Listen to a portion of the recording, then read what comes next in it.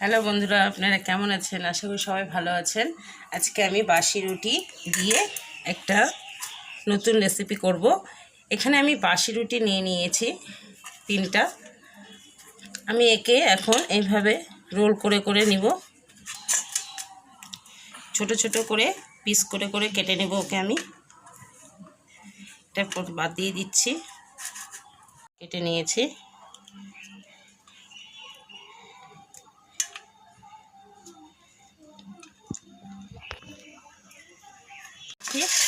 এর জন্য আমি এখানে নিয়েছি পেঁয়াজ, কাঁচা লঙ্কা, লঙ্কার গুঁড়ো, হলুদ, গরম মশলা, আর এখানে আমি আলু নিয়েছি 2টা তো করে নিয়েছি।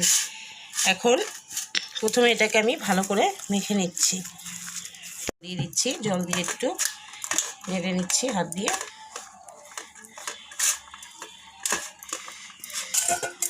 আলু সিদ্ধগুলো এর মধ্যে সব নিয়ে নিলাম।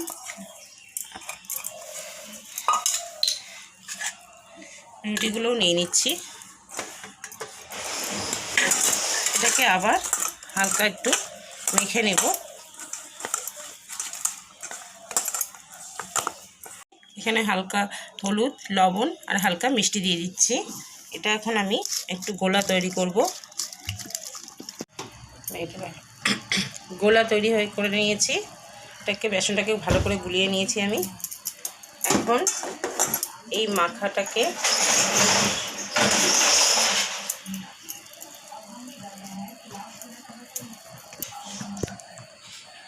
এভাবে করে একটু হালকা চ্যাপটা চ্যাপটা করে আমি এখন বেসনের মধ্যে ঢুকিয়ে, তেল গরম হয়ে গেছে, এটার মধ্যে দিয়ে দিচ্ছি। এইভাবে করে আমি প্রতিটা ভেজে নেব। ভেজে নিয়েছি, এখন নামিয়ে নিচ্ছি।